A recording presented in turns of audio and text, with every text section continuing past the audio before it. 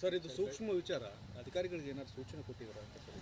ಅಲ್ಲ, ಅವ್ರ ಪಾಡಿಗೆ ಅವ್ರು ಕೆಲಸ ಮಾಡ್ತಾರೆ ಅಂದರೆ ದಿನನಿತ್ಯ ನಾವು ಅವರಿಗೆ ಡೈರೆಕ್ಷನ್ಸ್ ಕೊಡೋದಿಲ್ಲ. ಯಾವಾಗ ಸಂದರ್ಭ ಬಂದಾಗ ಅವರಿಗೆ ಅಗತ್ಯ ಬಿದ್ದಾಗ ನಾವು ಹೇಳ್ತೇವೆ. ಆದರೆ ಅವ್ರಿಗೆ ಕಾನೂನು ಪುಸ್ತಕ ಅವ್ರ ಕೈ ಕೊಟ್ಟಿದ್ದೀವಲ್ಲ, ಅವ್ರಿಗೆ ಕಾನೂನು ಪುಸ್ತಕ ಇದೆ, ಯೂನಿಫಾರ್ಮ್ ಇದೆ, ಅವರಿಗೆ ಟ್ರೈನಿಂಗ್ ಇದೆ. ಅವರು ಪ್ರತಿದಿನ ಅಥವಾ ಪ್ರತಿ ಕ್ಷಣದಲ್ಲೂ ಕೂಡ ಅವ್ರಿಗೇನು ಜವಾಬ್ದಾರಿ ಕೊಟ್ಟಿರ್ತಾರೋ ಅದನ್ನು ಮಾಡ್ತಾರೆ. ಸರ್, DCM ಅವರ ಕೇಸನ್ನು ಲೋಕಾಯುಕ್ತ ಕೊಟ್ಟಿದೆಯಾ?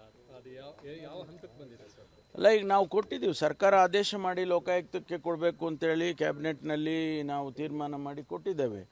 ಕೇಸ್ ವಿತ್ಡ್ರಾ ಮಾಡೋದು ಕೂಡ ಕ್ಯಾಬಿನೆಟಲ್ಲೇ ತೀರ್ಮಾನ ಆಗಿದೆ. ಈಗಾಗಲೇ ನಾವು ಕೊಟ್ಟಿದ್ದೇವೆ.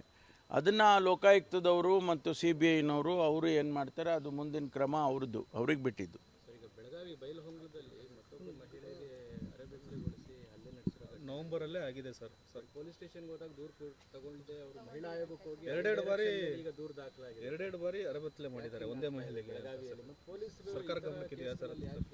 ನೋಡಿ, ದಾಖಲು ಮಾಡಲ್ಲ, ಮಾಡ್ತಾ ಇದ್ದಾರೆ, ದಾಖಲು ಮಾಡ್ತಾರೆ, ಕೇಸಸ್ ದಾಖಲು ಮಾಡದೆ ಏನಿಲ್ಲ. ಆದರೆ ಏನಾಗ್ತದೆ ಅಂತ ಹೇಳಿದರೆ ಇದು ಆಗಿದ ಮೇಲೆ ಗೊತ್ತಾಗುತ್ತೆ. ರಾತ್ರಿ ಹೊತ್ತು ಅಥವಾ ಯಾವುದೇ ಸಂದರ್ಭದಲ್ಲಿ ಯಾರೂ ಊಹೆ ಮಾಡೋಕ್ಕಾಗೋದಿಲ್ಲ, ಗೆಸ್ ಮಾಡೋಕ್ಕಾಗೋದಿಲ್ಲ.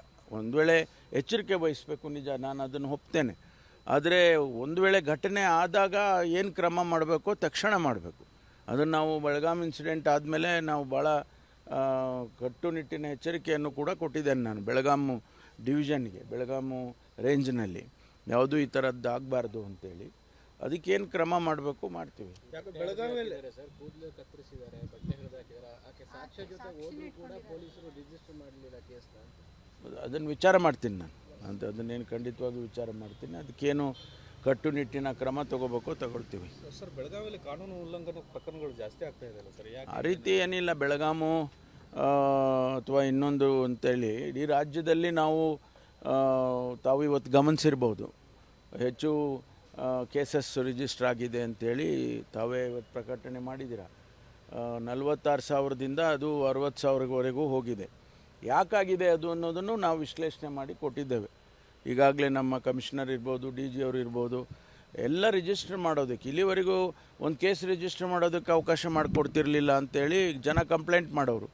ಈಗ ನಾವು ಸೈಬರ್ ಕೇಸ್ ಇರ್ಬೋದು ಅಥವಾ ಬೇರೆ ಬೇರೆ ಕೇಸ್ಗಳಲ್ಲಿ ರಿಜಿಸ್ಟರ್ ಮಾಡೋದಕ್ಕೆ ಮುಕ್ತ ಅವಕಾಶ ಕೊಟ್ಟಿದ್ದೇವೆ. ಅದಕ್ಕೆ ಕೇಸಸ್ ಜಾಸ್ತಿ ಆಗಿದೆ. ಅದನ್ನು ನಾವು ಕಾನೂನು ವ್ಯವಸ್ಥೆನೇ ಸರಿ ಇಲ್ಲ ಅದು ಅಂತ ಹೇಳೋಕ್ಕೆ ಬರೋದಿಲ್ಲ. ನಾವು ಎಲ್ಲವನ್ನು ಕೂಡ ಇವತ್ತು ಜನಕ್ಕೆ ನ್ಯಾಯ ಸಿಗಬೇಕು ಅಂತೇಳಿ ಅವ್ರಿಗೆ ಅವಕಾಶ ಮಾಡಿಕೊಡ್ತಾ ಇದ್ದೀವಿ. ಅದಕ್ಕೆ ಏನು ಇನ್ವೆಸ್ಟಿಗೇಷನ್ ಮಾಡಬೇಕು, ಏನು ಕ್ರಮ ತಗೋಬೇಕು ಪ್ರತಿ ಕೇಸ್ನಲ್ಲೇ ಅದನ್ನು ಎಲ್ಲ ರೀತಿಯಲ್ಲೂ ಕೂಡ ಮಾಡ್ತಾ ಇದ್ದೀವಿ. Sir, thank you. ಇದು ಸರ್, ಲೋಕಸಭಾ ಚುನಾವಣೆ ಬಳಿಕ ಸರ್ BJP JDSನಿಂದ 15ಕ್ಕೂ ಹೆಚ್ಚು ಶಾಸಕರು ಬರ್ತಾರಂತ ರಾಯರೆಡ್ಡಿ ಅವರು ಕಾಂಗ್ರೆಸ್ಗೆ ಹೇಳ್ತಾರೆ ಅಂತ ಹೇಳಿದ್ದಾರೆ. ಅದು ರಾಯರೆಡ್ಡಿ ಅವರಿಗೆ ಗೊತ್ತು. ನನ್ನ ಹತ್ರ ಏನು ರಾಯರೆಡ್ಡಿ ಅವರು ಶೇರ್ ಮಾಡಿಲ್ಲ. ಬಟ್ ಅವ್ರಿಗೆ ಯಾವುದಾದ್ರೂ ಇನ್ಫಾರ್ಮೇಷನ್ ಇರುತ್ತೆ. ಇಲ್ಲದೆ ಒಬ್ಬ ಜವಾಬ್ದಾರಿಯಿಂದ ಇರ್ತಕ್ಕಂಥ ರಾಯರೆಡ್ಡಿ ಅವರು, ಅದರಲ್ಲೂ ಈಗ ಮುಖ್ಯಮಂತ್ರಿಗಳಿಗೆ ಅವರು ಆರ್ಥಿಕ ಸಲಹೆಗಾರರು ಕೂಡ ಆಗಿದ್ದಾರೆ.